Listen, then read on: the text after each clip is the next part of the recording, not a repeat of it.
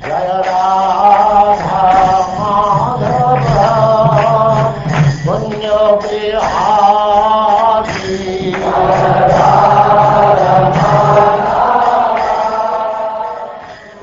And now Chapter 6. The Yadu dynasty retires to Prabhasa.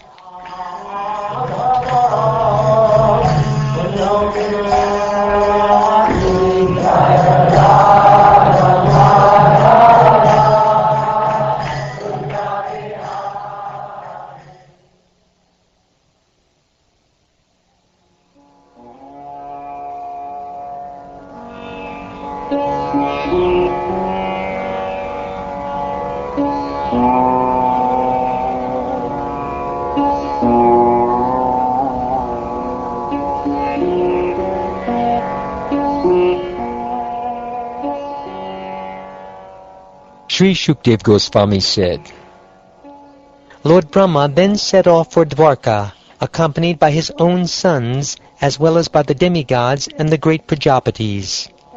Lord Shiva, the bestower of auspiciousness to all living beings, also went, surrounded by many ghostly creatures. The powerful Lord Indra, along with the Maruts, Adityas, Vasus, Ashvinis, Ribus, Angiras, Rudras, Vishvadevas, Sadyas, Gandharvas, Apsaras, Nagas, Siddhas, Charanas, Guhyakas, the great sages and forefathers, and the Vidyadharas and Kinnaras, arrived at the city of Dwarka, hoping to see Lord Krishna. By his transcendental form, Krishna, the Supreme Lord, enchanted all human beings and spread his own fame throughout the worlds. The Lord's glories destroy all contamination within the universe. In that resplendent city of Dwarka, rich with all superior opulences, the demigods beheld with unsatiated eyes the wonderful form of Sri Krishna. The demigods covered the Supreme Lord of the universe with flower garlands brought from the gardens of heaven. Then they praised him, the best of the Yadu dynasty, with statements containing charming words and ideas. The demigods began to speak. Our dear Lord, advanced mystic yogis, striving for liberation from the severe bondage of material work, meditate with great devotion upon your lotus feet within their hearts. Dedicating our intelligence, senses, vital air, mind, and power of speech to your lordship, we demigods bow down at your lotus feet. O unconquerable Lord, you engage your illusory energy, composed of 3 modes, to unleash, maintain, and devastate the inconceivable manifest cosmos, all within your own self.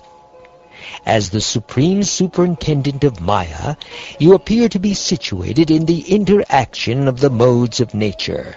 However, you are never affected by material activities.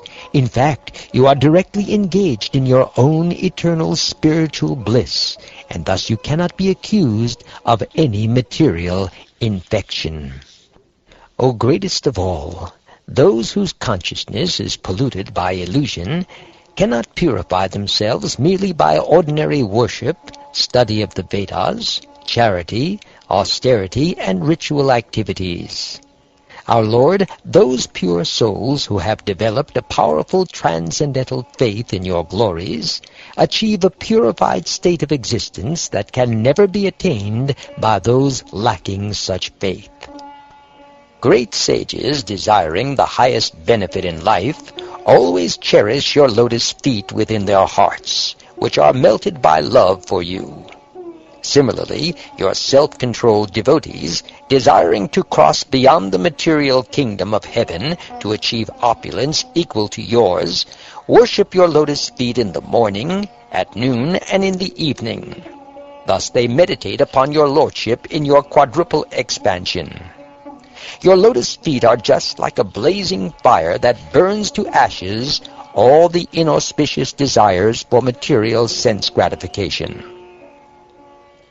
Those about to offer oblations into the fire of sacrifice in accordance with the Rig, Yajur, and Samavedas meditate on your lotus feet. Similarly, the practitioners of Transcendental Yoga meditate upon your lotus feet, hoping for knowledge about your divine mystic potency. And the most elevated pure devotees perfectly worship your lotus feet, desiring to cross beyond your illusory potency. O Almighty Lord, you are so kind to your servants that you have accepted the withered flower garland that we have placed on your chest. Since the goddess of fortune makes her abode on your transcendental chest, she will undoubtedly become agitated, like a jealous co-wife, upon seeing our offering also dwelling there. Yet you are so merciful that you neglect your eternal consort Lakshmi and accept our offering as most excellent worship.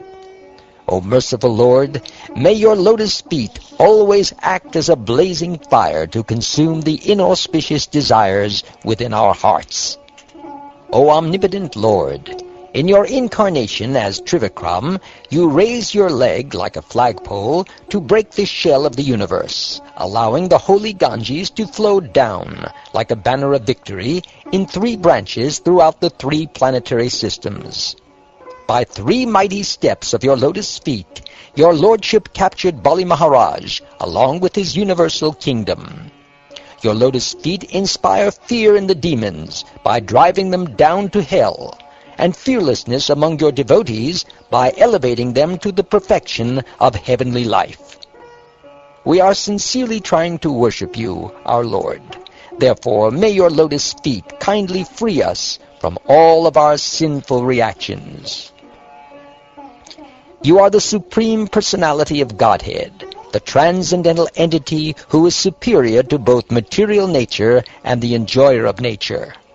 May your lotus feet bestow transcendental pleasure upon us. All of the great demigods, beginning with Brahma, are embodied living entities. Struggling painfully with one another under the strict control of your time factor, they are just like bulls dragged by ropes tied to their pierced noses. You are the cause of the creation, maintenance, and destruction of this universe. As time, you regulate the subtle and manifest states of material nature, and control every living being. As the threefold wheel of time, you diminish all things by your imperceptible actions, and thus you are the Supreme Personality of Godhead. My dear Lord, the original Purusha avatar, Mahavishnu, acquires his creative potency from you. Thus, with infallible energy, he impregnates material nature, producing the Mahatattva.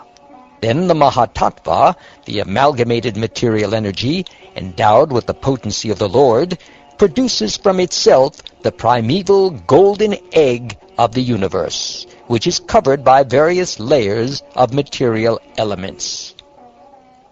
O Lord, you are the supreme creator of this universe, and the ultimate controller of all moving and non-moving living entities.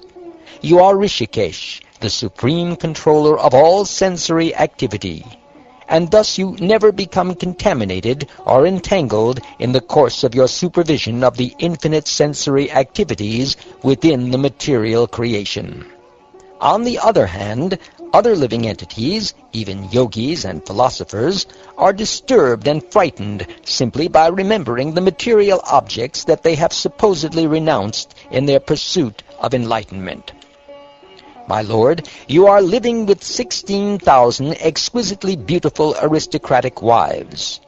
By their irresistible coy and smiling glances, and by their lovely arching eyebrows, they send you messages of eager conjugal love. But they are completely unable to disturb the mind and senses of your lordship. The nectar-bearing rivers of discussions about you, and also the holy rivers generated from the bathing of your lotus feet, are able to destroy all contamination within the 3 worlds.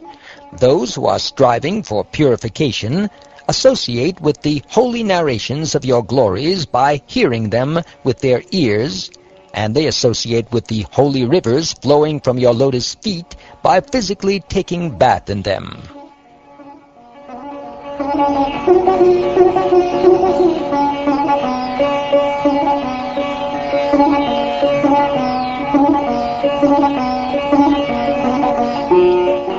After Brahma, along with Lord Shiva and the other demigods, thus offered prayers to the Supreme Lord, Govinda, Lord Brahma situated himself in the sky and addressed the Lord as follows. He said, My dear Lord, previously we requested you to remove the burden of the earth. O unlimited personality of Godhead, that request has certainly been fulfilled. My Lord, you have re-established the principles of religion among pious men who are always firmly bound to the truth. You have also distributed your glories all over the world, and thus the whole world can be purified by hearing about you. Descending into the dynasty of King Yadu, you have manifested your unique transcendental form, and for the benefit of the entire universe, you have executed magnanimous transcendental activities. My dear Lord, those pious and saintly persons who in the age of Kali hear about your transcendental activities and also glorify them will easily cross over the darkness of the age. O Supreme Personality of Godhead, O my Lord, you have descended into the Yadu dynasty, and thus you have spent 125 autumns with your devotees. My dear Lord, there is nothing remaining at this time for your lordship to do on behalf of the demigods. You have already withdrawn your dynasty by the curse of the Brahmins. O Lord, you are the basis of everything, and if you so desire, kindly return now to your own abode in the spiritual world. At the same time, we humbly beg that you always protect us. We are your humble servants, and on your behalf, we are managing the universal situation. We, along with our planets and followers, require your constant protection. O Lord of the demigods, Brahma, I understand your prayers and requests. Having removed the burden of the earth, I have executed everything that was required on your behalf. That very Yadava dynasty in which I appeared became greatly magnified in opulence, especially in their physical strength and courage, to the extent that they threatened to devour the whole world. Therefore I have stopped them, just as the shore holds back the great ocean. If I were to leave this world without withdrawing the overly proud members of the Yadu dynasty, the whole world would be destroyed by the deluge of their unlimited expansion.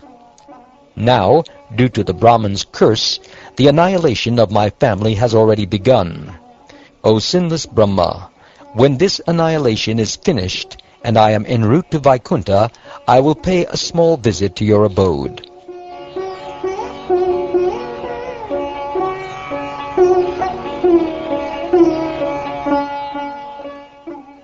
Thus addressed by the Lord of the universe, the self-born Brahma fell down in obeisances at the lotus feet of the Lord. Surrounded by all the demigods, the great Brahma then returned to his personal abode. Thereafter the personality of Godhead observed that tremendous disturbances were taking place in the holy city of Dwarka. Thus the Lord spoke to the assembled senior members of the Yadu dynasty as follows. He said, Our dynasty has been cursed by the Brahmins. Such a curse is impossible to counteract, and thus great disturbances are appearing everywhere around us. My dear respected elders, we must not remain any longer in this place if we wish to keep our lives intact. Let us go this very day to the most pious place, Prabhasa. We have no time to delay. Once the moon was afflicted with consumption because of the curse of Daksha.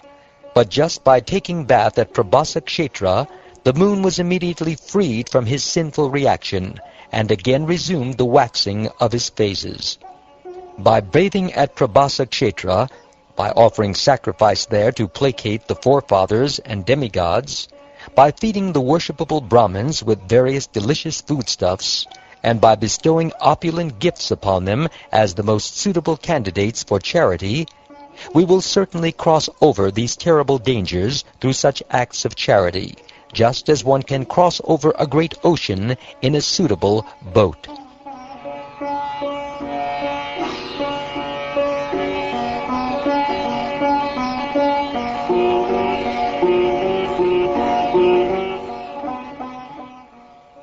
O favorite son of the Kurus, thus advised by the personality of Godhead, the Yadavas made up their minds to go to the holy place Prabhasa Kshetra, and thus yoke their horses to their chariots. My dear king, Uddhava was a constantly faithful follower of Lord Krishna. Upon seeing the imminent departure of the Yadavas, hearing from them of the Lord's instructions, and taking note of very fearful omens, he approached the personality of Godhead in a private place. He bowed down with his head at the lotus feet of the Supreme Controller of the universe, and with folded hands addressed him as follows. He said, O my Lord, O Supreme God among all the demigods, real piety is invoked simply by hearing and chanting your transcendental glories. My Lord, it appears that you will now withdraw your dynasty, and thus you yourself will finally give up your pastimes within this universe. You are the Supreme Controller and the Master of all mystic power. But although you are fully capable of counteracting the Brahmin's curse against your dynasty, you are not doing so, and your disappearance is imminent. O Lord Keshava, my dear Master, I cannot tolerate giving up your lotus feet even for a fraction of a moment. I urge you to take me along with you to your own abode. O my dear Krishna, your pastimes are supremely auspicious for mankind, and are an intoxicating beverage for the ears. Tasting such pastimes, people forget their desires for other things.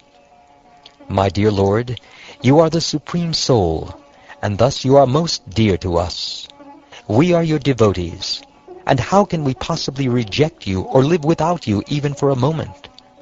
Whether we are lying down, sitting, walking, standing, bathing, enjoying recreation, eating, or doing anything else, we are constantly engaged in your service.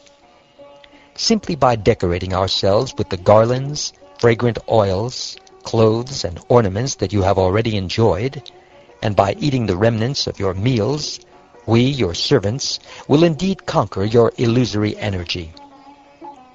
Naked sages who seriously endeavor in spiritual practice, who have raised their semen upward, who are peaceful and sinless members of the renounced order, attain the spiritual abode called Brahman.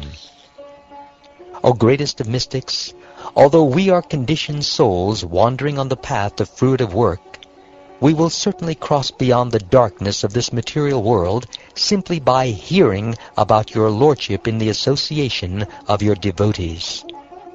Thus we are always remembering and glorifying the wonderful things you do and the wonderful things you say.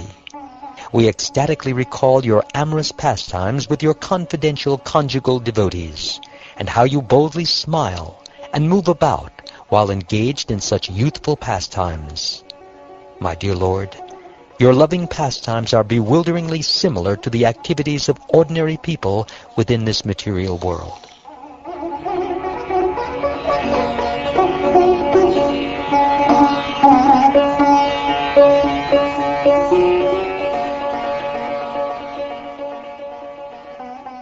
O King Pariksit, thus addressed the Supreme Personality of Godhead, Krishna, the son of Devaki, began to reply confidentially to his dear, unalloyed servant, Uddhava.